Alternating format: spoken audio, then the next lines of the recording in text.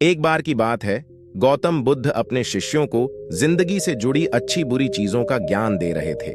सभी शिष्य उनकी बातों को बहुत ध्यान से सुन रहे थे। उन सभी में एक शिष्य ऐसा था जिसे प्रश्न पूछने की बहुत आदत थी, देने को भी राजी हो गया। लेकिन शिष्य ने वो पत्थर नहीं बेचा। इसके बाद वो शिष्य एक हीरों के व्यापारी के पास गया और उनके सामने उसने वो पत्थर के टुकड़े को रख दिया।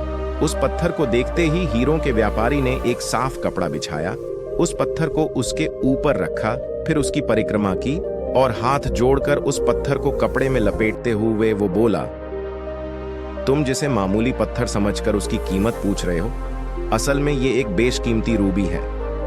ऐसा रूबी हर किसी को नहीं मिलता। मैं अगर अपना सब कुछ बेच भी दूं तो भी इसकी कीमत नहीं चुका सकता।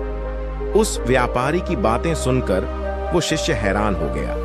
वो दौड़ा दौड़ा सीधा बुद्ध के पास आया और उन्हें उसने जो कुछ भी बाजार में हुआ वो सब बताया। उसकी अचरज भरी बातें सुनकर गौतम बुद्ध बोले, तुम्हारे सवाल का जवाब इस रूबी की कीमत में ही छिपा है।